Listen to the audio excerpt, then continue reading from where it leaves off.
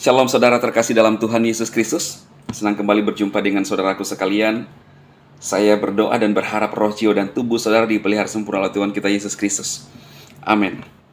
Nah saudara, saya akan memperlihatkan kepada saudara komentar-komentar daripada saudara kita yang melihat video kemarin yang saya upload. Saudara, judulnya adalah Makin Mesra Umat Kristen Berduka, Benarkah Kristen Penyembah Patung? Ya, kemarin saya sudah menjelaskan apa yang disampaikan oleh VJ Daniel terkait penyembah patung, ya, atau roh jahat di dalam ada di patung itu, saudara. Benarkah ya?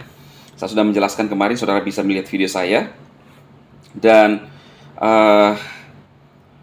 kenapa kita sebagai orang percaya kepada Kristus yakin bahwa keselamatan ada di dalam Yesus, saudara. Itu ada historinya, tidak serta-merta, ya. Saya sepakat apa yang disampaikan oleh Daniel dan Uwas bahwa kasih sayang Tuhan yang menyelamatkan umat manusia, benar. Tetapi kita sebagai orang percaya harus tahu Tuhan yang mana. Yang mana Tuhan yang menyelamatkan kita, saudara. Dulu sebelum Abraham dipanggil Elohim, Yahweh yang benar, Elohim Israel, saudara. Mereka itu adalah bangsa penyembah berhala. Ya. Jadi nenek moyang Abraham sendiri itu adalah penyembah berhala di Ur Kasdim.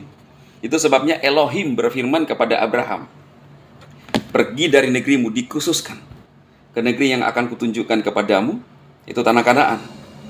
Karena dia akan diberkati, janji Tuhan, menjadi keturunan yang akan diberkati dan mendapat berkat juga kepada bangsa-bangsa lain, sampai kepada kita, saudara.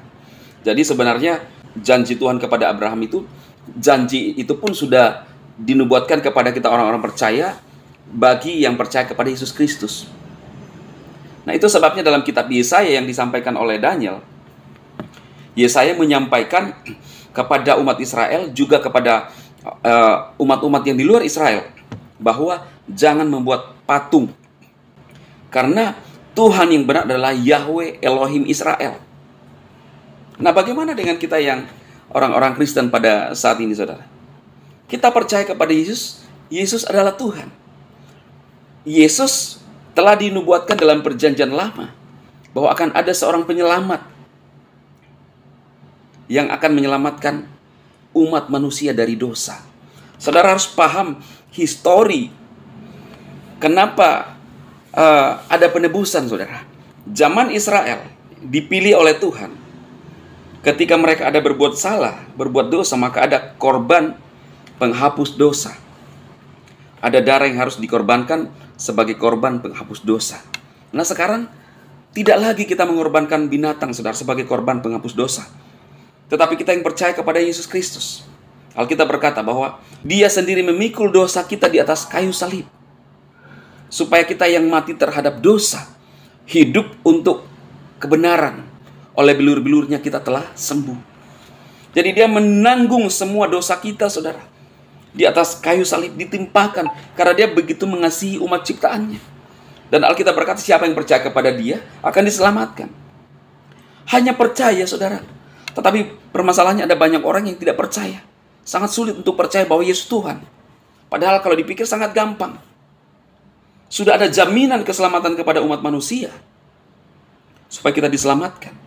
Dan hanya Yesus yang bisa mengatakan itu, saudara. Kita melihat apa yang dilakukan oleh Tuhan Yesus. Dia mengasihi umat manusia. Tidak ada kebencian. Di dalamnya ada terang. Dia tidak pernah menghasut orang untuk melakukan kekerasan kepada orang lain. Tetapi Dia memulihkan. Bahkan Dia memberikan nyawanya untuk tebusan dosa umat manusia. Nah, itu sebabnya, saudara, kita yang sudah percaya Yesus, salib itu atau ada patung itu adalah lambang kemenangan bagi kita. Ya, kita fokus menyembah kepada Tuhan Yesus. Saudara, yang menggunakan patung salib itu kan lambang-lambang kemenangan kepada kita. Yang penting jangan salib terbalik, saudara, karena itu adalah lambang satanik, setan. Ya, tapi lambang salib seperti ini. Ya, ada orang yang suka pakai kalung salib, itu kan aksesoris. Di Toraja, patung Yesus itu menggambarkan bahwa umat Toraja itu, saudara, pengikut Kristus. mayoritas pengikut Kristus. Dan ketika melihat patung, kita mengingat akan Tuhan kita. Mungkin semakin membuat kita dekat kepada Tuhan. Dan kalau toh misalnya ada orang berdoa menghadap ke patung, ya mungkin dia rasa abdol, keimanannya dekat kepada Yesus, saudara. Jadi seperti itu. Yang penting jangan fokus saudara kepada patung itu, tetapi kepada Tuhan. Mau menghadap ke patung, mau menghadap kemana, saudara, tidak ada lagi aturan bagi kita sekarang. Ya. Tetapi kalau toh masih ada yang menghadap ke patung dan dia rasa lebih dekat, ya silahkan. Yang penting iman kita kepada Yesus Kristus, saudara. Itulah yang saya mau sampaikan kepada saudara, supaya kita mengerti sebuah kebenaran. Ya. Jadi orang Kristen itu bukan penyembah patung. Tapi toh kalau misalnya ada yang fokusnya kepada patung, ya kita harus ubah, saudara. Kalau kita yang sudah lahir baru, ya mau menghadap ke patung, tidak menghadap ke patung, kita adalah orang yang sudah ditebus. Ya, saya akan berdoa bagi saudara sekalian. Bapa, diberkati umat-umat-Mu Tuhan yang menyaksikan tayangan ini, biarlah kasih anugerah Tuhan bekerja atas hidup mereka.